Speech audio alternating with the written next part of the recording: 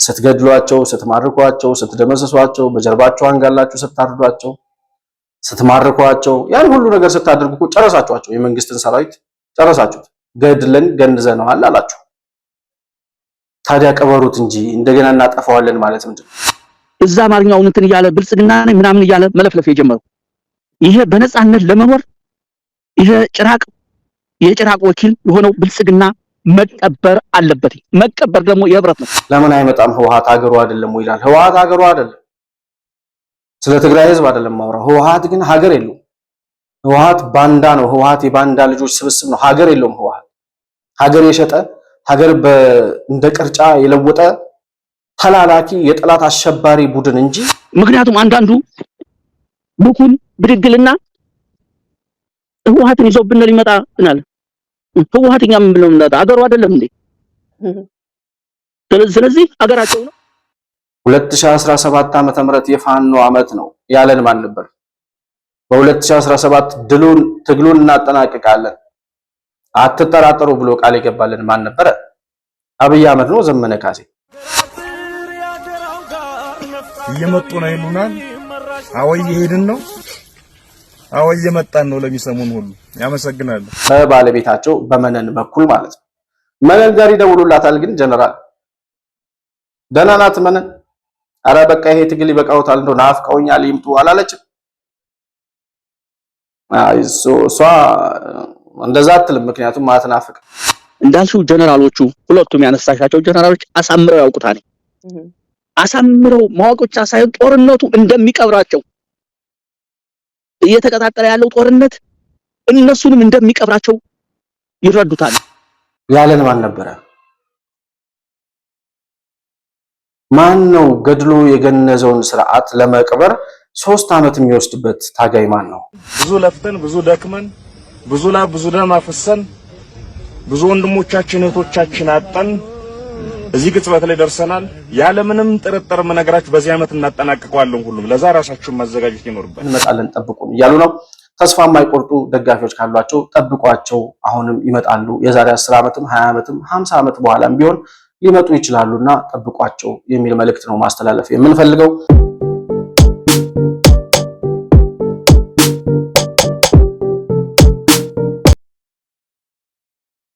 ሰላም ለእናንተ ይሁን የተከበራችሁ የመሆን መልቲሚዲያ ቤተሰቦች እንደምን አላችሁ ብሩክ የሾርቃ ሰፋን ከመሆን መልቲሚዲያ የዛሬውን ዕለታዊ ፕሮግራማችንን ይዘን ቀርበናል በዛሬ ፕሮግራማችን ወደ አማራ ክልል ወይም ደግሞ በአማራ ክልል እየተንቀሳቀሰ የሚገኘው የአማራው ሸኔ የሽብር ቡድን የጦር አመራር ነኝ የሚሉት ጀነራል ተፈራ ማሞ ያው ጀነራልነታቸውን በኮቴሽን ውስጥ አስቀምጡልኝ እና እሳቸው ከሮሃ ሚዲያ ጋር ቃለ መጠይቅ አድርገው ነበር እና ያስመዘገቡ ያሉትን ድል አሁን ከትግሉ ምን እንደሚጠበቅ ሊያሸንፉ ጫፍ ላይ መድረሳቸውን ሲገልጹ ነበር እኛም ይሄንኑ ቃለ መጠይቅ መነሻ በማድረግ አሁን ይሄ ሰውዬ የተናገሩት ማለትም ተፈራ ማሞ የተናገሩት ንግግር ከዚህ በፊት የፋኖ አመራሮችና ራሳቸው ጀነራል ተፈራ ማሞም ከተናገሯቸው ነገር ጋር እንዴት ይዛመዳል የሚጋጭ ነገር የለውም ወይ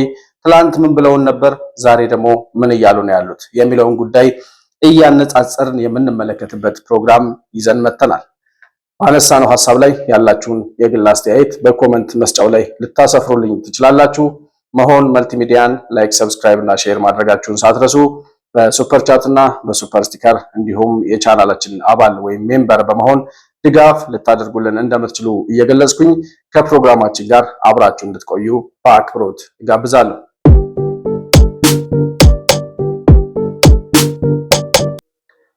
እንግዲህ ጠያቂዋ ያው የፋኖ የሚዲያ አውታር ወይም ደግሞ የሚዲያ ክንፍ የሆነችው መዓዛ መሐመድ ናት መዓዛ መሐመድ እንግዲህ በአማራ ፖለቲካ የአማራውን ሸኔ የብሔር ፖለቲካ ወይም የትጥቅ ትግል በሚዲያ ከሚመሩት ሰዎች ውስጥ አንዷ እሷ ነች አሁንም ይሄንን ጀነራል ነኝ የሚለውን ተፈራ ማሞን ቃለ መጠይቅ ያደረገችላቸው እሷ ነች እና መሪ ጥያቄ ነው የምትጠይቃቸው እሷ እንዲናገሩላት የምትፈልገውን ነገር ነው የምትናገረው የምትጠይቃቸው ሁልጊዜም ነው ለጀነራሉ ብቻ ሳይሆን ሁልጊዜ የምትጠይቃቸውን ሰዎች መሪ ጥያቄ ነው የሚጠይቁት እና መሳይ መኮንንም እንዲናገሩላቸው የሚፈልጉት ነገር ነው የሚጠይቋቸው እና ሞጋች የሚባል ጥያቄ የላቸውም። ባነሱት ወይም መልስ በሰጡት ነገር ላይ እንዴት እንደዚህ ሆነ፣ ትላንት እንደዚህ ሆኖ ነበር ብሎ መሞገት የሚፈልጉም አይደሉም። እነሱ መልስ ያሉትን ይመልሳሉ። አይ ይሄ እኮ ትላንት እንደዚህ ብላችሁ ነበር ብሎ እያነጻጸረ የሚጠይቅ አካልም የለም።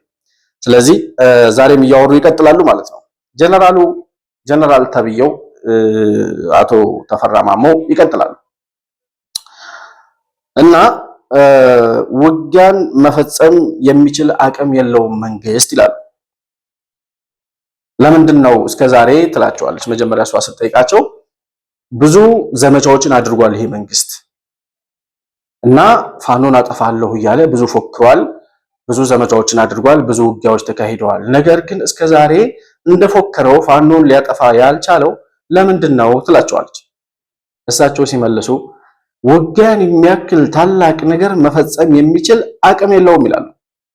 አዎ እንግዲህ ምንድነው እንዳልሽው ተደጋጋሚ ሁልጊዜ ዘመቻ ያቅዳኒ ባለፈውን ከምርጫ ካጠናቀቀ ከተወሰኑ ቀኖች በኋላ ዘመቻ የሚመስል ነገር እንደዚህ ሞክሯኒ እና መጀመሪያ በመሰረቱ ውጊያን ያህል ትልቅ ነገር መፈጸም የሚችል አቅም የለውም ስርዓቱ።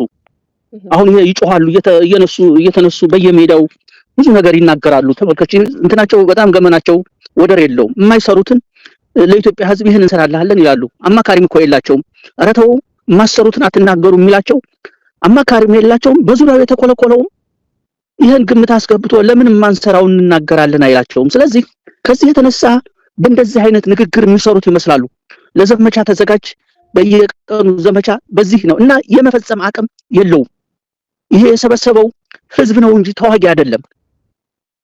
የሰበሰበ ያለው በየጊዜ እያስገደደ እየጋፈፈ የሚደረድረው ወጣቱን ልብስ እያለበሰ ነው የሚደረድረው እንጂ ተዋጊ አይደለም። ተዋጊ ለየት ያለ ነገር ነው የሚጠይቀው። ሁሉ ነገር መጀመሪያ ዓላማ ሊኖረው ይገባል።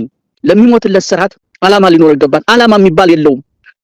እንኳን ተዋጊው ላይ ያለው የሰበሰቡት ሚኒስተር የሚባለው ቁሳዊ ሰቀቀኑን ቁሳዊ ፍላጎቱን ሊያሟላ የተኮለኮለ ነው። እያንዳንዳቸውን እነማናቸው ብታያቸው ይሄን ነው። ይሄን አጋጣሚ ለመጠቀም ነው።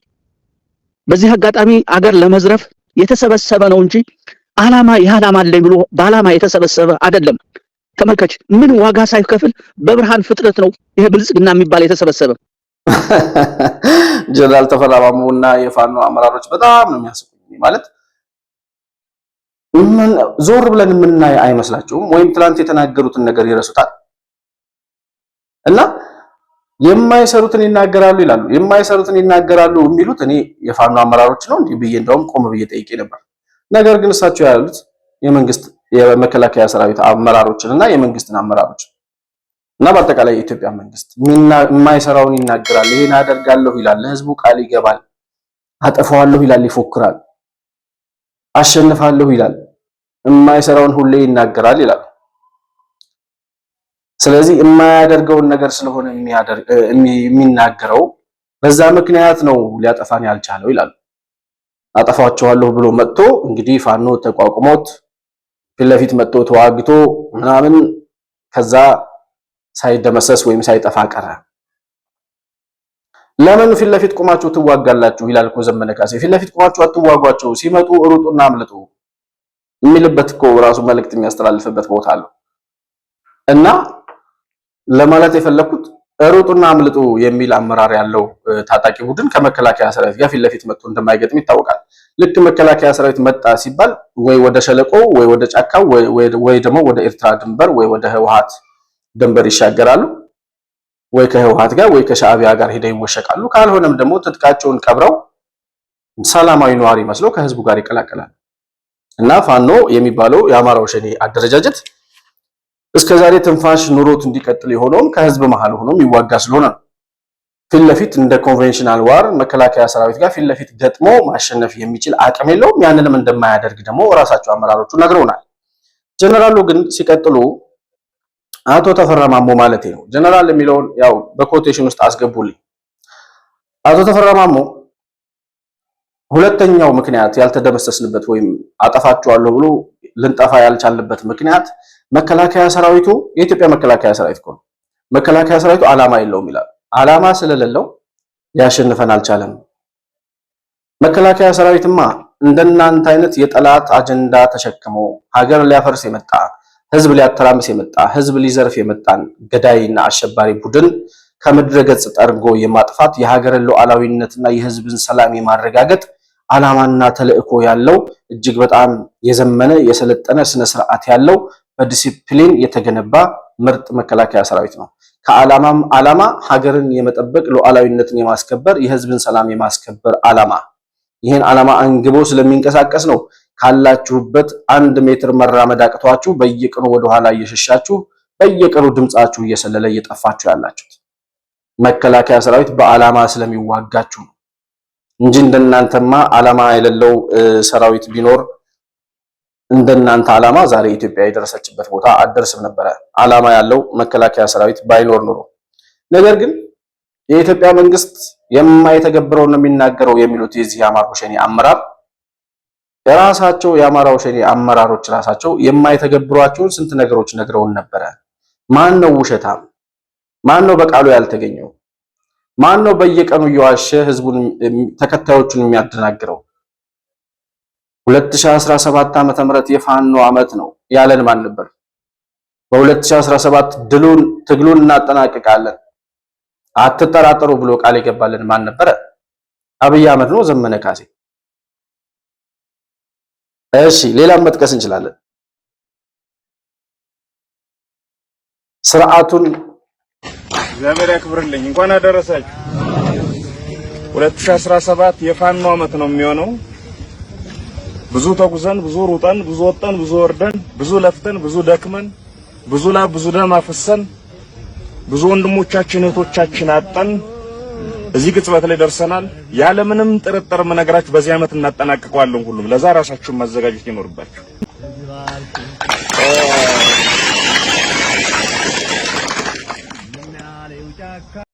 የአብይን ስርዓት ገድለን ገንዘነዋል ያለን ማን ነበረ? ማን ነው ገድሎ የገነዘውን ስርዓት ለመቅበር 3 ዓመት የሚወስድበት ታጋይ ማን ነው? ማን ነው የተናገረውን እየረሳ በየቀኑ አዲስ ዘመቻ፣ የመቶ ተራሮች ዘመቻ፣ ዘመቻ ለአንድነት ምናምን እያለ አዳዲስ ዘመቻ እያመጣ ምንም የማያውቅ ተግተልትሎ ሄዶ የአማራው ሸኔን የተቀላቀለውን ወጣት በየጊዜው እያስፈጀ እነሱ እየደለቡ የሚቀጥሉት አመራሮች እነማን ነበሩ? እና አብይ አህመድ ወይስ እነ ዘመነ ካሴ? እንደዚህ የማይተገብሩትን ቃል የሚናገሩ የኢትዮጵያ መንግስት ያለውን አቅም የማያውቁ የኢትዮጵያ ሕዝብ ያለውን አመለካከት የማይረዱ ታጣቂን እና ነፃ አውጭን አልደግፍም ከነፃ አውጭ ጋር ህብረት የለኝም ብሎ የኢትዮጵያ ሕዝብ በአደባባይ ወጥቶ ብልጽግናን መርጦ ሲገባ ቢያንስ ይሄ መልእክት እንኳን የማይገባቸው የደነዘዙ ለመንቃት የማይፈልጉ በዘረኝነት የሰከሩ ያሉበትን ቦታ ለራሳቸው እንኳን የማያውቁት ነገር ግን እየመጣን ነው እያሸነፍን ነው እያሉ የሚፈክሩ ሰዎች ስለመሆናቸው ትላንትናቸውን ገለጥ አድርገን ስንሄድ ብዙም ሳንርቅ የምናገኘው ሀቅ ሆኖ እናገኘዋለን። ከህወሓት ወይም ከሰሜኑ ጋር ከሰሜን ወደ ሰሜን ሰራዊት ልኮ በሰሜን በኩል ሊያደርገው የጀመረው ወይም ደግሞ የሚያደርገው ጦርነት ይላሉ። እንግዲህ ወደ ሰሜን ማለት ከሻዕቢያና ከህወሓት ጋር ማለት ነው። በሰሜን በኩል አደርገዋለሁ እያለ የሚፎክርበት ጦርነት አንደኛ የአማራን ህዝብ ለማጥፋት ነው ይላል። ሁለተኛ ሚሊሻና አድማ ብተናውን ለመማገድ ነው። ጀነራል ተፈራ ማሞ የሚባለው ሰውዬ ይሄንን የሚናገረው ያሉ የአማራ ልጆችስ እንደው የምታቀርበው እንደ ግልም እንደ ድርጅትም የምታቀርበው ጥሪ ያለ ወይ በዚህ ጉዳይ ላይ? እሺ እንግዲህ ጦርነቱን ብልጽግና ተመልከች፣ ወጣቱን በላዩ እየጋፈፈ አስገባው። ምንም ርቀት መሄድ አልቻለም። ርቀት ሊሄድለት አልቻለም። እቅዱ ሊሳካ አልቻለም። ስለዚህ አሁን ምንድነው የነደፉት ንድፍ? ሚሊሻውን ፖሊሱንና አድማ ብተናውን እንማግደው ነው፣ እናስገባው ነው። ስናስገባው ደግሞ በዋነኛነት አማራ ላይ ትኩረት አድርገን እንሄድበት ነው። ምክንያቱም ጦርነቱን ጊዜ እንድናገኝ ይመክትልናል። ይሄን መመከት የሚቻለው ደግሞ ከዚህ በፊት ከወሰዱት ልምድ ከሁሉም ተነስተው አማራው ነው በሚል ነው በአማራው ላይ ያነጣጠሩት። ብልጽግናን ለማጥፋት የተዘጋጀ ኃይል አለ። የዚህን ኃይል ግፊት ማቆም ማብረድ በተወሰነ የምንችለው የአማራን ሚሊሻ ነው። ተመልከት፣ ይሄ ምንሻ በተደጋጋሚ እንትን ይላል። 78 ልጅ ያለው ነው። ቤተሰቡም እንዲበትን ነው። 78 ልጆቹን አፍስሶ ወደሚሞትበት ጦርነት ነው እንዲገባ የሚደረገው። ይሄ ሁኔታ ይሄ ኃይል እንግዲህ በተደጋጋሚ አይቶታል። ተደጋጋሚ በእኛ በኩል ጥሪ አድርገናል። ቀደም ሲል ማይተሽ ከሆነ የሚደረግ የምህረት አዋጅ እዚህ ነገር ላይ መትረፍ አለብህ። የመረጠው ምርጫ ትክክል አይደለም። የመረጠው ምርጫ የሞት ምርጫ ነው። ከፋኖ ጋር ተባበር ስንል መታገል የፈለገ ነው። መታገል ያልፈለገ ደግሞ በብዙ ምክንያት አልችልም ካለ ደግሞ ህይወቱን ያትርፍ። ህይወቱን ሲያተርፍ በምንድን ነው? ፋኖ ነፃ ባወጣው መሬት ላይ መጥቶ ወገኖቹ ጋር ይቀመጥ። ከህወሓትና ከሻዕቢያ ጋር የሚደረግ ጦርነት የአማራን ህዝብ ለማጥፋት ነው። ስለ ህወሓት በኋላ ላይ የሚናገረውን ደግሞ እንሰማለን። ነገር ግን አሁን ሲናገር እንደሰማችሁት ሰውየው መንግስት ከሻዕቢያና ከህወሓት ጋር እዋጋለሁ እያለ ያለው የአማራን ህዝብ ለማጥፋት ነው እና በዚህ ጦርነት ደግሞ ከፊት የሚማግዳቸው የአማራ ልዩ ኃይል የአማራ አድማ በታኝ እና የአማራ ሚሊሻዎች ነው። ስለዚህ የአማራ ልጆች የአማራ ሚሊሻና አድማ በታኙ ወደ ጦርነት አስገብቶ ወደ እሳት ከሚማግዳችሁ ይልቅ ትጥቃችሁን ይዛችሁ ወይም አስረክባችሁ ወደ ፋኖ ወደ ተቆጣጠረው ፋኖ በነፃ ወደሚያስተዳድረው ነፃ መሬት ነው ይላል። የትኛው ነው የፋኖ ነፃ መሬት? ሞጣ ነው? ቢቸና ነው? ጎንደር፣ ሰሜን ጎንደር፣ አዘዞ፣ ድማዛ ነው? ወሎ ራያ ላይ ነው ወይስ አምባሰል ተራሮች ላይ? የትኛውን ቦታ ነው ፋኖ በነፃ የሚያስተዳድረው? የትኛው ቦታ ላይ ናችሁ ያላችሁት እናንተ ራሳችሁ? እናንተ ውላችሁ የምታድሩበት መሬት አላችሁ ወይ? ሲጀመር እንኳን አይደለም የምታስተዳድሩት ውላችሁ የምታድሩበት መሬት አላችሁ ወይ? በየቀኑ በሩጫ ላይ ነው ያለነው ይላሉ እኮ ታጣቂዎቹ። በስልክ ሲለዋወጡ በስልክ ሲያወሩ እኮ ሰማን። በየቀኑ እየሮጥን ያለነው የምናርፍበት ጊዜ ጠፍቷል። የራሳችሁ ታጣቂዎች ናቸው እንደዚህ የሚሉት። በየቀኑ መግቢያ ቀዳዳ ጠፍቶት በየሸለቆ በየጢሻው ውስጥ እየተሽሎከሎከ ሲሮጥ የሚውል አሸባሪ ቡድን ጭራሽ የመንግስት ታጣቂዎች የአማራ ክልል የጸጥታ ኃይል ትጥቃችሁን ይዛችሁ ወይም አስረክባችሁ ከፈለጋችሁ ከፋኖ ጋር መታገል ካልሆነ ደግሞ ፋኖ ወደሚቆጣጠረው ነፃ መሬት መጣችሁ ማረፍ ትችላላችሁ። እናንተ ረፉ እስኪ መጀመሪያ። እናንተ ለራሳችሁ የምታርፉበት ሰዓት ይኖራችሁ። እናንተ ውላችሁ የምታድሩበት መሬት ይኖራችሁ። ከዚያ በኋላ ለታጣቂው ትጋብዛላችሁ፣ ችግር የለው። ነገር ግን ከሻዕቢያና ከህወሓት ጋር የሚደረግ ጦርነት የአማራን ህዝብ ለማጥፋት የሚደረግ የአማራን ህዝብ ለማጥፋት ጦር ሰብቆ እስከ ሰሜን ሸዋ ድረስ የመጣው የህወሓት ሰራዊት ምን እየፈጸመ እንደመጣ ይታወቃል። ማይካድራ ላይ የተጨፈጨፉት የአማራ ልጆች ፋኖ አይመለከተውም። ጭና ላይ የተጨፈጨፉት የአማራ ተወላጆች ፋኖ ስለነሱ ጉዳይ አያነሳም። ስለተዘረፈው ንብረት አማራ ክልል ውስጥ የህወሓት ታጣቂዎች ስለዘረፉት ንብረት፣ ስላወደሙት ሀብት፣ ስለተደፈሩት ሴቶች፣ ስለምንም ጉዳይ ህወሓት ስለፈጸመው ጥፋት ዛሬ አያነሳም። ምክንያቱም የሚልካቸው ህወሓት ነው። የሚልኳቸው ሻዕቢያና ህወሓቶች ናቸው። ዓላማቸውን የሚያስፈጽሙት የህወሓትና የሻዕቢያ ነው። ሻዕቢያ ጦርነቱ እሱ አካባቢ ድንበር ላይ እንዳይካሄድበት ወደ ትግራይ ይገፋል። ትግራይ ደግሞ እነዚህን የሚጋልባቸውን ፈረሶች እየጋለበ ወደ አማራ ክልል ጦርነቱን ይገፋል። ስትራቴጂው ይሄ ነው።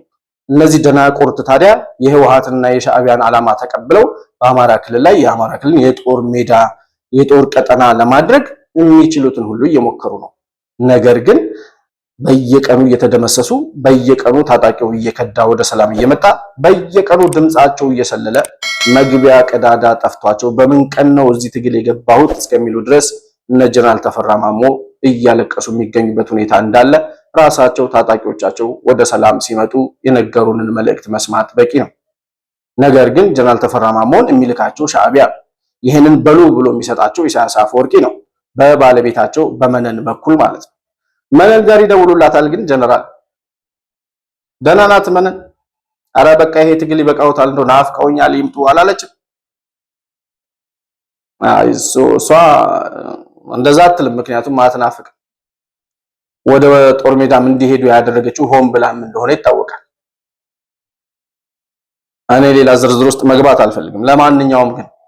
ለማንኛውም በመነን በኩል ይሄንን ጀነራል ነኝ የሚል ሰውዬ የሚያዘው ኢሳያስ አፈወርቂ የኢሳያስ አፈወርቂ ተላላኪ ሆኖ መጀመሪያም ገና ለውጡ እንደመጣ ሰሞን የአማራ ክልል ልዩ ኃይል አዛዥ ሆኖ ካሳምነው ጽጌ ጋር ብዙ ቁማር ሲጫወት የነበረ ሰው እንደሆነ ይታወቃል።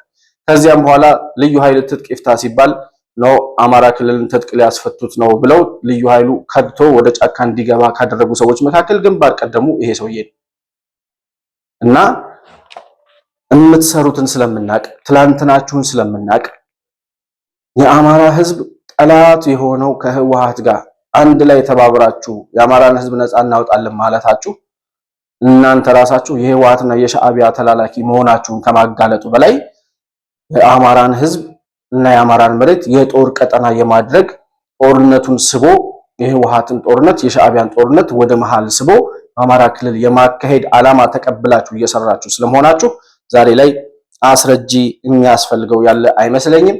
እናንተ የምትቆጣጠሩት ወረዳም ዞንም ቀበሌም የገጠር ጎጥ እና ገበሬ ማህበር ራሱ ስለሌለ ታጣቂውን የመንግስትን የጸጥታ ኃይሎች ኑ ወደኛ ብላችሁ ከመጋበዛችሁ በፊት እናንተ ውላችሁ የምታድሩበት መሬት ይኖራችሁ። እስኪ አንድ ሙሉ ቀን የሆነች ወረዳ የሆነች ዞን ተቆጣጠሩና አሳዩን። እስኪ እዛው ናችሁ ትንፋሻችሁን ሰብሰብ አድርጋችሁ ቁማችሁ እናያችሁና ከሩጫ ትንሽ ተርፋችሁ ከዛ በኋላ ምናልባት የሚያምኗችሁ ተከታዮች ካሉ ሊያምኗችሁ ይችላሉ። ያኔ ስለ ጀነራል አለምሸት ደግፌ ያወራል ይዘውዬ ባዘወይ እነዚህ ሰዎች ስለ መከላከያ ሰራዊት ሲያወሩ በጣም ነው የሚያበሳጩ። አንደኛ ሰውየው የመከላከያ ሰራዊት አባል ነበር። መከላከያ ሰራዊት ማለት ምን ማለት እንደሆነ ቢያንስ በተወሰነ ደረጃ ያውቃል። ለሀገር ዳር ድንበር፣ ለህዝብ ልዕልና፣ ለሀገር ሉዓላዊነት መከበር ራሱን አሳልፎ የሚሰጥ እናም የሰጠ በተግባርም ያረጋገጠ ጀግና ሰራዊት አባል ነበር ይሄ ሰውዬ። ነገር ግን የዘር ፖለቲካ ጠልፎት ዘር ከልጓም ይስባል እንደሚባለው በባለቤታቸው በወይዘሮ መነን በኩል ሻዕቢያ ጠልፎ በገመድ አንቆ ወደ በረሃ ከመላኩ በፊት የኢትዮጵያ መከላከያ ሰራዊት አባል የነበሩ ሰው ናቸው። ወደ ዘር እና ወደ ጎጥ ውስጥ ገብተው ከመርመጥመጣቸው በፊት እና ስለ ጀነራል አለምሸት ደግፌ ያወራሉ እና ባለፈው ጀነራል አለምሸት አንድ የተናገረው ንግግር ነበር። ዋር ኮሌጅ ላይ በነበረ አቶ ጌታቸው ረዳ በተገኙበት መድረክ ላይ የዘረኝነት ፖለቲካ የጽንፈኝነት ፖለቲካ ምን ያክል ሀገርን እንዳደማ ምን ያክል በሀገር ላይ ጉስቁልና እንዳደረሰ ዘረኝነቱ ደግሞ የብሔር ጽንፈኝነቱ የብሔር ጽንፈኝነት መሆኑንና ይሄ የብሔር ጽንፈኝነት ከታሪካዊ ጠላቶቻችን ጋርና ከባንዳዎች ጋር ተባብሮ ኢትዮጵያን ለማድቀቅ እየተሰራ ያለውን ሴራ ተናግሮ ነበር እና ይቺ መዓዛ የምትባለው ሴትዮ ትጠይቃቸዋለች ለዚህ ሰውዬ ለተፈራባም አንድ ጀነራል ወጥቶ ጦርነቱ አድቅቆናል ኢትዮጵያ በጣም እየደማች ነው ብሎ መናገሩ ፋኖን ደምስሰነዋል ከሚለው አባባላቸው ጋር አብሮ ይሄዳል ወይ? በዚህ ደረጃ አምነው እንዲናገሩ ያደረጋቸው ነገር ምንድነው ትላቸዋለች። ግልጽ የሆነ ጦርነቱ ማድቀቁንና እንደ ሀገር እየተጎዳን መሆኑን ሲናገሩ የተሰማበት ሁኔታ አለ። ሰምተኸው ሊሆን ይችላል ጊዜ ካገኘህ። ግን አጠቃላይ ንግግራቸው ይሄ ነው። ግን እንዲህ አይነት ነገር በአንድ ከፍተኛ ወታደራዊ መሪ ሲነገር እንደው አንድምታው ምንድነው ተብሎ ይታያል? በምንድነው ተብሎ ሊገለጽ የሚችለው ይሄ ነገር? እሺ እንግዲህ ጦርነቱ እያደረሰ ያለውን ውድመት እንዳልሽው ጀነራሎቹ ሁለቱም ያነሳሻቸው ጀነራሎች አሳምረው ያውቁታል። አሳምረው ማወቅ ብቻ ሳይሆን ጦርነቱ እንደሚቀብራቸው እየተቀጣጠለ ያለው ጦርነት እነሱንም እንደሚቀብራቸው ይረዱታል። ግን ደግሞ እዛ የተኮለኮለው ጀነራል አይደለም፣ እውነተኛ ጀነራል አይደለም። ባላንስ ማስጠበቅ አይችልም። ተመልከች፣ አብይ በደመነፍስ እየሄደ ሲሰነገር አብይ ተደጋጋሚ ያነሳውን አይተሻል። ስለ ቀይ ባህር ያነሳን፣ ስለ ብዙ ያነሳን፣ ታምር እንደሚሰራ ያነሳን። ይሄን አንገታቸውን እየነቀነቁ ደጋፊ መምሰል ነው እንጂ እንደማያደርጉት ያውቁታል። እነሱ ጦርነቱ እንደማያሸንፉት አሁን ስሜን ላይ እየተቀጣጠለ ያለው በተለያየ ጦርነት እየተቀጣጠለ ያለው እንደማያሸንፉ ከነሱ በላይ አሳምረው የሚያውቀደም። ምክንያቱም እነዚህ ሰዎች በጦርነት የገጠማቸውን ጣጣ ያውቁታል። እና ይሄ ሰው ሲናገር ጦርነቱ እንደሚቀብራቸው ያውቃል ይላል። ጀነራል አለምሸት እንደዛ ብሎ የተናገረው እንዲሁም ደግሞ ፊልድ ማርሻል ብርሃኑም ያስተላልፉት መልእክት ነበረ። ጦርነቱን እንደሚቀብራቸው እንደሚሸነፉ ይሄን ጦርነት እንደማያሸንፉ ያውቁታል። ነገር ግን አብይን አንዋጋም ማለት ስለከበዳቸውና ስላልቻሉ ብቻ ነው እሱ የሚላቸውን የሚቀበሉት እንጂ እንደማይተገብሩት ያውቃሉ ይላል። ካልተገበሩት እያሸነፋችሁ ከሆነ ካላችሁበት ሸለቆ ወጣችሁ በጎንደር አንድ ክፍለ ሀገር፣ አንድ ክፍለ ከተማ፣ አንድ ወረዳ ያዛችሁ ወይ? ከአማራ ክልል ትንሽ ሀገር አላችሁ ወይ? ወጣ ብላችሁ መጣችሁ ወይ? 3 ዓመት ሙሉ ባላችሁበት ቦታ ላይ እንደውም ካላችሁበት ወደ ኋላ እየሸሻችሁ አይደለም እያወራችሁ ያላችሁት። የት ነው ያላችሁት እናንተ ሲጀምር? እንዴት ነው ሰው ዝም ብሎ ከመሬት እየተነሳ በዚህ እድሜው የሚቀደደው? ትንሽ ለራስ የሚሰጥ ክብር የለም ወይ? መከላከያ ሰራዊትን እያሸነፋችሁት ከሆነ ለአብይ የማይታዘዝ ከሆነ መከላከያ ሰራዊቱ ጀነራሎቹ የመምራት ፍላጎት ከሌላቸው እንደማያሸንፉ ካወቁት እናንተ ማሸነፍ ነበረባችሁ ማለት ነው። ስለዚህ የት አላችሁ? የትን ጠብቃችሁ? ዛሬም እየመጣችሁ ነው። ከየት ነው የምትመጡት? ከሲኦል ነው? ከአንጨቆረር ነው? ከየት ነው የምትመጡት? ወዴት ነው የምትመጡትስ? እንዴ እያሸነፍን ነው እያለ 3 ዓመት ሙሉ አንድ አይነት ወሬ እየተወራ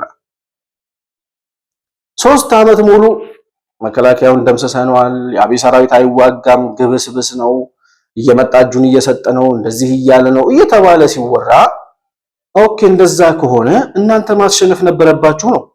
የት አላችሁ? እንደው እውነታውን እናንተ እንዳላችሁት ይሁን ብለን እንኳን ብንቀበል ማለት ነው ከመከላከያ ሰራዊት ጋር ፊት ለፊት ገጥሞ የማሸነፍ አቅም እኮ አይደለም ሞራልም የዛን ያክል ጀብድ የመፈጸም ጀግንነትም እንደሌላችሁ ይታወቃል። ነገር ግን እንደው ያላችሁት ይሁንና እያሸነፋችሁት ከሆነ የት አላችሁ እናንተ? እንዴት ሰው እያሸነፈ ሸለቆ ውስጥ ይቀመጣል? እንዴት ሰው እያሸነፈ ጥሻ ለጥሻ ይሮጣል? በጣም የሚያሳፍረው ነገር ይሄ ነው። ጀነራል አለምሸት የተናገሩት ምንድነው የሚለውን ነገር ይሄ ሰውዬ ካወራው ነገር ጋር ለማነጻጸር ስለሚመች ባጭሩ ልጋብዛችሁና ተመልሼ እመጣለሁ።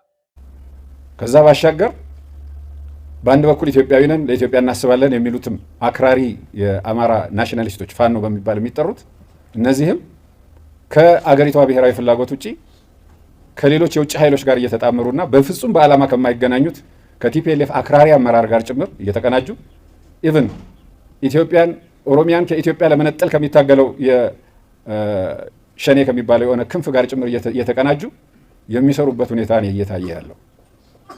ምንም ይሁን ምን በየትኛው አቅጣጫ እኛን ወደ ስልጣን የሚያመጣ ከሆነ ድረስ ኢትዮጵያ ፈርሳም ተበትናም ቢሆን እንደርሱ ብንሄድበታለን የሚል አካሄድ ውስጥ ነው እየገቡ ያሉት። የተስፋ መቁረጥ እና የኢትዮጵያ ሁኔታ ወይም ደግሞ የኢትዮጵያ ልሂቃን ሊባሉ የሚችሉ ሰዎች የሚያደርሱት ልሂቃን ሲባል አክራሪ ልሂቃኑ እያደረሱ ያሉት በደል ቀላል የሚባል አይደለም። ትውልዶች ዋጋ እየከፈሉ ነው ኢትዮጵያን ያቆዩት። የሩቁን ትተን ባለፉት 50 እና 60 ዓመታት ብቻ እንኳን ብናይ ከውስጥም ከውጭም በተቀናጀ እንቅስቃሴ ኢትዮጵያውያን ብዙ ችግር ነው ያሳለፉት። ብዙ ወጣቶች ህይወት ከፍለዋል። ብዙ ወጣቶች አካላቸውን አጉለዋል። ዛሬም ግን ያ ውደት እያቆመ አይደለም። አገሪቷ በቂ የተፈጥሮ ሀብት ያላት በቂ ፖቴንሻል ያላት ሀገር ነች። ለሁላችንም ይበቃል። ባንቃማም ይበቃናል። ግን የልሂቃኑ ስስት እኔ ብቻዬን ካልያዝኳት ከሚል አስተሳሰብ ግን ወጣቶች ህይወት እንዲከፍሉ አገር እንድትደማ እየተደረገ የቆየንበት ሁኔታ ነው ያለው። አገር እንደ ሀገር እንዳይቀጥል ተቋማት ተጠናክረው እንዳይሄዱ የደረሰው በደል ቀላል አይደለም። እነሱ ወደ ስልጣን ሲመጡ ኢትዮጵያ፣ እነሱ ከስልጣን ሲወርዱ ደግሞ የማትፈለግ ኢትዮጵያ እየሆነች ስለሆነም ለውጭ ጠላት በሚያጋልጠን ደረጃ ውስጣችን እያዳከምን ሄድንበት ሁኔታ ነው ያለው። እንግዲህ ይሄ ሁሉ በደል የሚፈጸመው ግን በዚሁ በአገር ልጆች ነው። ችግሮቹ በሰላም የማይፈቱ ሆነው አይደለም፣ ግን አክራሪ አቋም በመያዝ ለውይይት እና ለመግባባት እድል ከመስጠት ይልቅ ለንትርክ እና በነፍጥ የመፈታተሽ ጉዳይ ስለሆነ ይሄ ደግሞ ከቆየው አካሄድ ጀምሮ ተያይዞ የመጣ ስለሆነ ትውልድ ዋጋ እየከፈለበት አገር እየደማ ከእድገት ወደ ኋላ እየቀረን ህዝቦቻችን ከድህነት ወጥተው ልክ ሌላው ዓለም እንደደረሰበት በሰላምና በተመቻቸ በተደላደለ ሁኔታ መኖር ሲችሉ ግን ቁልቁል እየሄድን ወይም ደግሞ ባለንበት እየቆምን የምናዘግምበት ሁኔታ ነው እየተፈጠረ ያለው። ከዚህ መውጣት አለብን። ላለፉት 50 እና 60 ዓመታት ኢትዮጵያ በዘረኝነት በጽንፈኝነት ፖለቲካ ስትታመስ ነበረ። ታሪካዊ ጠላቶቻችን ባንዳዎችን እየገዙ ከውስጥ ካሉ ኃይሎች ጋር እየተባበሩ በሚችሉት አቅም ሁሉ ኢትዮጵያን ለማፍረስ ኢትዮጵያን ለማድማት የሚችሉትን ሁሉ አድርገዋል። ዛሬም ድረስ እነዚህ ታሪካዊ ጠላቶቻችን ከነዚህ ባንዳዎቻችን ጋር እየተባበሩ ችግር እየፈጠሩብን ያሉት። በዚህ ሁሉ ሂደት ውስጥ ኢትዮጵያ እየደማች ነው የኖረችው። መድረስ ካለብን ርቀት ሳንደርስ ወደ ኋላ እየተራመድን የኖር ነው። ይሄ እውነት አይደለም? እና ጦርነት እያካሄድክ ኢትዮጵያ ምንም አልሆነችም፣ አልደማችም፣ አልከሰረችም ይባላል እንዴ? የሚተኮሰው መሳሪያ እኮ ዶላር ነው። ጦርነት ባይኖር በጦርነት ውስጥ ይሄን ያክል ልማት የሰራ መንግስት ጦርነት ባይኖርበት ሽፍታ ባይኖር ባንዳ ባይኖር ምን ያክል ታሪክ ይሰራ ነበር ብሎ ማሰብ እኮ ትልቅ ነገር። ጦርነት እየተካሄደ ኢትዮጵያ እየደቀቀች ነው ምናምን ብሎ አመነ እና ኢትዮጵያ እየተገነባች ነው ይበልህ። በጦርነት ውስጥ የጦር አመራር እኮ ነው የተናገረ ያለው። ከእናንተ ጋር ፊት ለፊት የሚገጥሙ ጀነራሎች ናቸው። ምን ያክል ዋጋ እንደሚከፈል ሰራዊቱ ምን ያክል ዋጋ እንደሚከፍል ባልተገባ የእርስ በርስ ጦርነት መስዋዕት የሚሆነው ወታደሮቻቸው ያሳዝኗቸዋል። ስለነሱ ሲሉ እውነት ነው የሚናገሩት። በጦርነት ውስጥ ተቀምጠህ ውጊያ እየተደረገ ሰራዊት እየሞተ ንብረት እየወደመ ህዝቡ በሰላም እያጣ እየኖረ እንዴት ነው ይሄንን እውነት መካድ የሚችለው ጀነራል? እናንተ ናችሁ በጦርነት ውስጥ እየለመለመን ነው የምትሉት ስለማትዋጉ ማለት ነው። የሚዋጋው ሰራዊት ግን ቢጠየቅ የሚሞተው የእናንተ ታጣቂ ቢጠየቅ ምን እንደሚል ይታወቃል። እና ጀነራል ፊት ለፊት ገብተው እንኳን ባይዋጉ ጀነራል አለምሸት የሚያዋጉት የሚልኩት ሂድሙት ብለው የሚልኩት ሰራዊት የሚከፍለው መስዋዕትነት ያውቃሉ።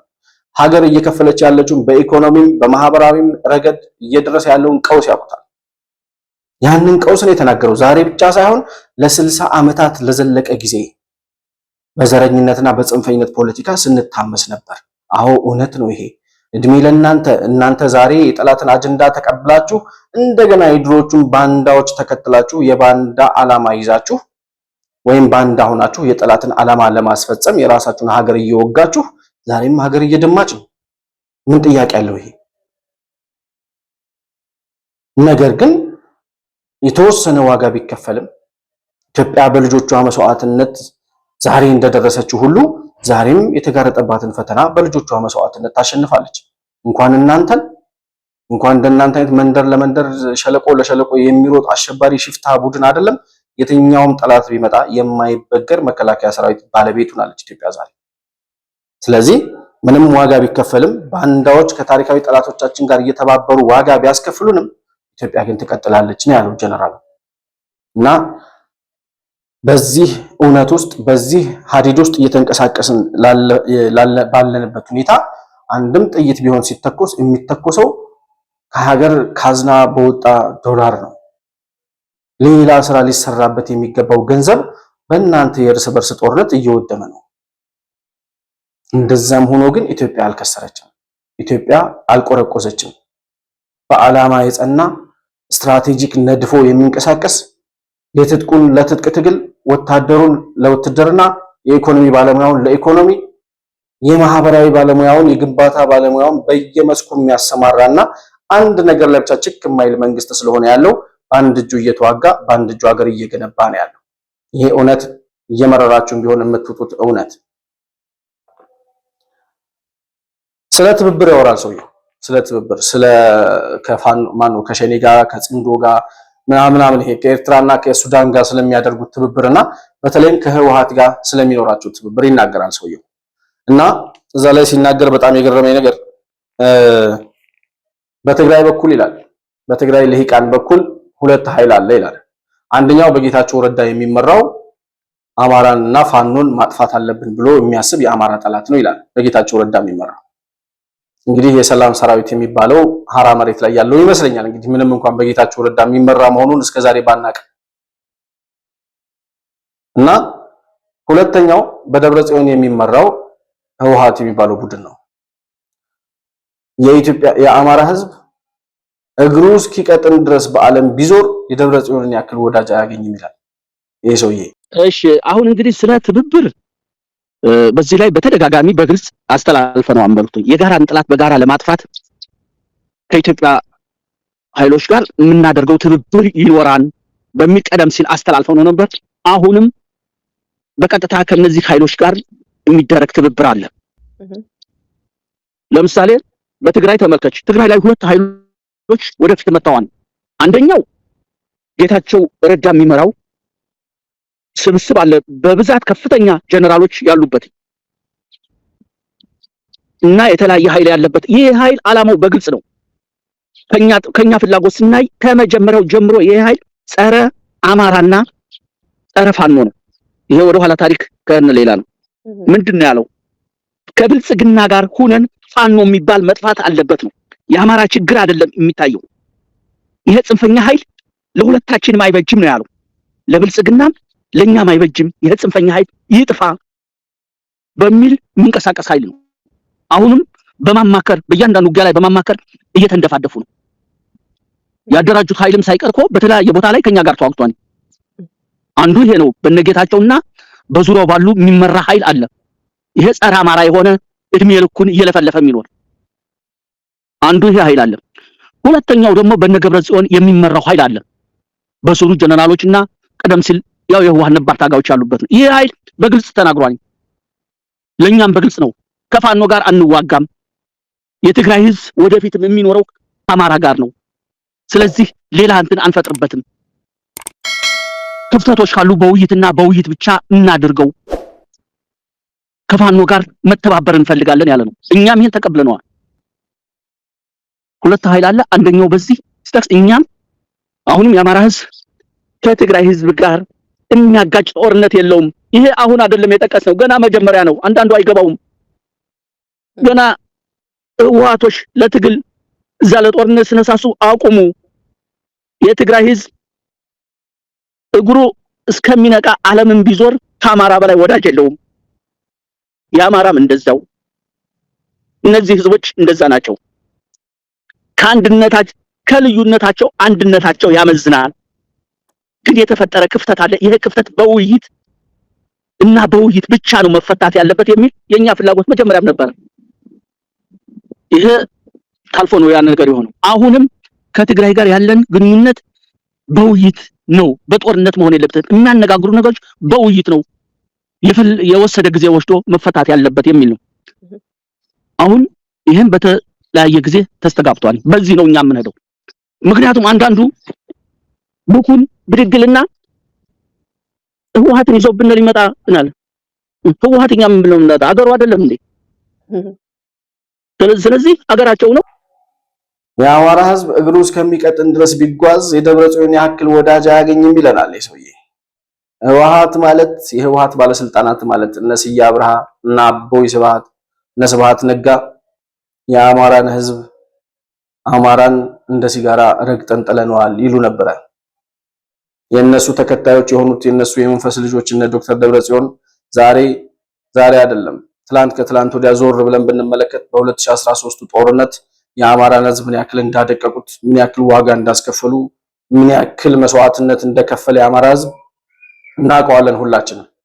ነገር ግን ለአማራ እንታገላለን የሚሉት እነዚህ ባንዳዎች የህወሓትንና የሻዕቢያን ዓላማ በአማራ ክልል ውስጥ አምጥተው ለማስፈጸም እየሰሩ ስለሆነ ያሉት ከደብረ ጽዮን የበለጠ ወዳጅ የለንም ይለናል። ሰው ከገዳዩ ጋር ወዳጅነት ሲፈጥር አማራን ሊያጠፋው ከሚፈልግ ህዝብ ጋር ሊያወዳጁት የሚሞክሩ ሊያጠፋው የሚፈልገውን ህወሓት የሚባለውን ቡድን የአማራ ወዳጅ ነው ብለው የሚያወሩ ለአንደበታቸው ትንሽ የማይቀፋቸው ከጠላት ጋር ተባብረው ከአማራ ጠላት ጋር ተባብረው የአማራን ህልውና የአማራን አንድነት የአማራን ነጻነት እናስከብራለን ብለው የሚያወሩ የጠላት ተላላኪዎች ጀርባቸውን አጎብድደው ለሸክምና ለግርፊያ የሰጡ ለራሳቸው ክብር የሌላቸው የአማራንም ህዝብ ክብር በእነሱ ልክ አውርደው ማዋረድ የሚፈልጉ ሰዎች ናቸው። እነዚህ ህወሓትን ሊያመጡብን ነው እያሉ የሚሉ ሰዎች አሉ። ለምን አይመጣም? ህወሓት ሀገሩ አይደለም ወይ ይላል። ህወሓት ሀገሩ አይደለም። ስለ ትግራይ ህዝብ አይደለም ማውራው። ህወሓት ግን ሀገር የለውም።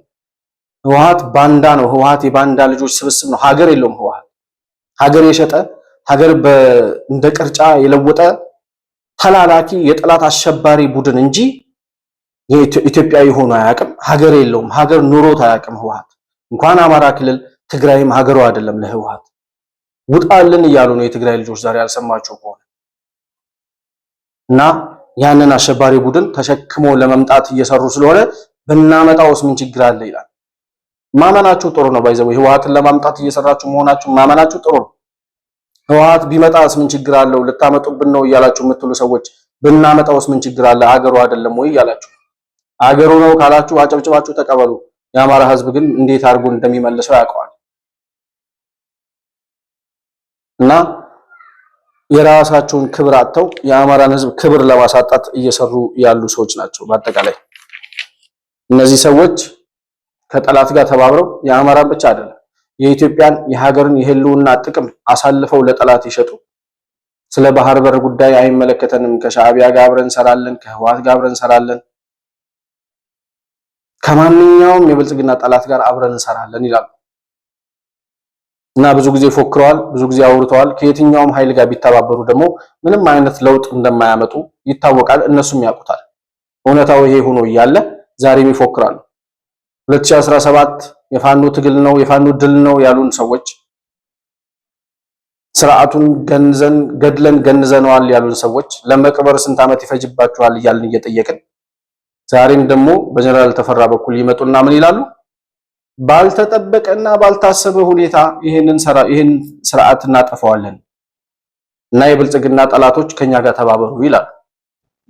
እዛ አማርኛውን እንትን እያለ ብልጽግና ነኝ ምናምን እያለ መለፍለፍ የጀመረው ይሄ በነጻነት ለመኖር ይሄ የጭራቅ ወኪል የሆነው ብልጽግና መቀበር አለበት። መቀበር ደግሞ የህብረት ነው። ሀገራችን የጋራችን ናትኝ። ለጋራ ሀገራችን ሁላችንም የአቅማችን በፈቀደ ዋጋ መክፈል አለብን። በዚህ መንገድ ነው ይሄ ኃይል ፋኖም ሆነ ሌሎች አጋሮቻችን ይሄን ኃይል ማጥፋት የምንፈልገው። ሁላችሁም ከፋኖ ጎን ቁሙ። ይሄን ኃይል ባልተጠበቀ ሁኔታ ከምድረ ገጽ እናጠፋዋለን። ዝግጅታችን ሁሉ በዚህ ዙሪያ ነው ለማለት ነው። አመሰግናለሁ። ይህንን ስርዓት ባልተጠበቀ መንገድ እናጠፋዋለን፣ ባልታሰበ ሁኔታ፣ ባልታቀደ ኦፕሬሽን ምናምን ገብተን የኢትዮጵያ መንግስት እናጠፋዋለን። የኢትዮጵያ መከላከያ ሰራዊት ባልተጠበቀ፣ ባልተጠና፣ ባልተዘጋጀንበት ሁኔታ ድንገተኛ በሆነ ሁኔታ ነው እያለ ያለው ሰውየው።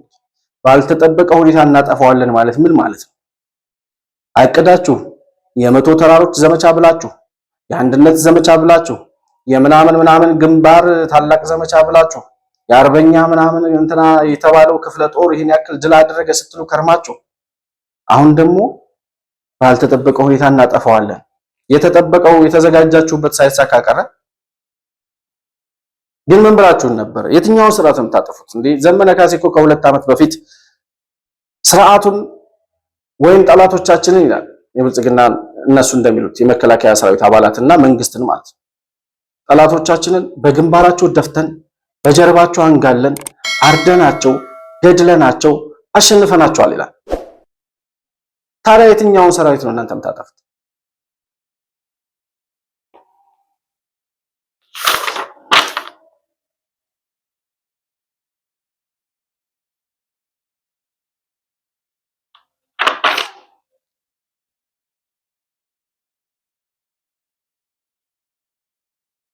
የትኛውን ስርዓት የትኛውን መንግስት የትኛውን ጠላት ያላችሁትን አካል ነው የምታጠፉት እንዴ? ገደላችሁት እኮ ከ2015 ዓመተ ምህረት ጀምሮ ስትገድሏቸው፣ ስትማርኳቸው፣ ስትደመሰሷቸው፣ በጀርባቸው አንጋላችሁ ስታርዷቸው፣ ስትማርኳቸው ያን ሁሉ ነገር ስታደርጉ እኮ ጨረሳችኋቸው። የመንግስትን ሰራዊት ጨረሳችሁት። ገድለን ገንዘነዋል አላችሁ። ታዲያ ቀበሩት እንጂ እንደገና እናጠፋዋለን ማለት ምንድን ነው? አረ ትላንት ያላችሁትን ሰው ያስባል፣ ሰው ያስታውሳል። እኛም ደግሞ እንዲህ ብላችሁ ነበር እንላለን። ምንም እንኳን የደነቆሩ ተከታዮች ቢኖራችሁም እንደው ትንሽ የሚሰሙ ከሆነ እንዲህ እኮ ብለዋችሁ ነበር ትላንትና ማለት እንችላለን። ማለታችን ስለማይቀር ይገመግሟችኋል ተከታዮቻችሁ። ገድለን ገንዘነዋል ያለ አካል ከ3 ዓመት በፊት ጠላቶቻችንን በግንባራቸው ደፍተን በጀርባቸው አንጋለን ገንዘናቸው ገድለናቸው ጨርሰናቸዋል ያለ አካል አሁን ደግሞ ባልተጠበቀ ሁኔታ እናጠፋዋለንና ተባበሩ ማለት ምን ማለት ነው? አረ ሼም ነው፣ አረ ሼም ነው። ይሄ ከትልቅ ሰው አይጠበቅም። እንደው አንድ ጀነራል ነኝ ከሚል ለነገሩ እኔ እኮ አሁን ግራ ገባኝ። ይሄ ህወሓት ጀነራል ከነመግበይ ተለይቶ አይታይም። አሁን ይሄ ሰውዬ ባህላዊ ጀነራል ነው። ስለዚህ በዚህ ደረጃ የገደላችሁትን የጨረሳችሁትን ያሸነፋችሁትን አሸንፈነዋል ያላችሁትን ሰራዊት እንደገና እናጠፋዋለንና እባካችሁ ተባበሩ እያላችሁ የምናጠፋው ደግሞ ባልተጠበቀ ሁኔታ፣ ባልተጠበቀ ጊዜ፣ ባልታቀደ ሁኔታ ነው እያላችሁ ይሄንን ሰምቶ የሚቀበል አዎ እያሸነፈ ነው፣ ዛሬ የምንተባበር፣ ዛሬ የምንጠብቃቸው፣ ዛሬም እየመጡ ነው የምትሉ ሰዎች ካላችሁ እየመጣን ነው፣ አዎ አሁንም እየመጣን ነው ጠብቁን ይላችኋል ዘመነ ካሴ። ይህን ህዝብ የመከራ ባህር ከፍለን ከመከራ የምናወጣው ሙሴዎች እኛ ነን። ሌላ ከየትም አይመጣም። በዛ ልክ ራሳችሁን ዝግጁ አድርጋችሁ ህዝብን መምራት፣ አብዮትን መምራትና ፍጻሜውን ላይ ማድረስ ይጠበቅባችኋል። በተረፈ እየመጡ ነው ይሉናል። አዎ እየሄድን ነው፣ አዎ እየመጣን ነው። ለሚሰሙን ሁሉ ያመሰግናለሁ። ስለዚህ ጠብቋቸው፣ ይመጣል። እያሸነፉ ነው፣ ድል እያደረጉ ነው። ገንዘውታል፣ ገድለውታል ስርዓቱ። በግንባራችን ደፍተው በጀርባችን አንጋለው አርደውናል። ኢትዮጵያውያንን፣ የኢትዮጵያን መንግስት በአጠቃላይ ስርዓቱን ገድለን ገንዘነዋል ብለዋል። ስለዚህ እየመጡ ነው። ከ2015 ጀምሮ እየመጣን ነው ብለዋቸዋል። ይሄው አሁን 4 ዓመት ሊሆናቸው ነው። 4 ዓመት ሙሉ እየመጡ ነው ብላችሁ የምትጠብቁ ሰዎች ካላችሁ አሁንም ተባብረን እናጠፋዋለን ይሄን አካልና ጠብቁን እያሏችሁ ነው። ጠብቁ። የክርስቶስ መምጫና የፋኖ መውጫ አይታወቅም። ስለዚህ ያለው ነገር ይሄ ነው።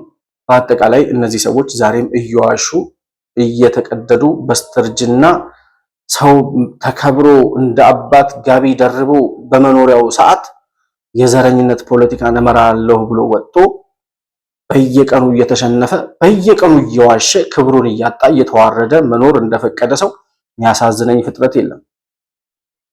እና መነን ወይዘሮ መነን ከሻዕቢያ ጋር አብራ ሆና መጫወቻ እንዳደረገቻቸው ነው የሚገባኝ ይሄን ሰውዬ።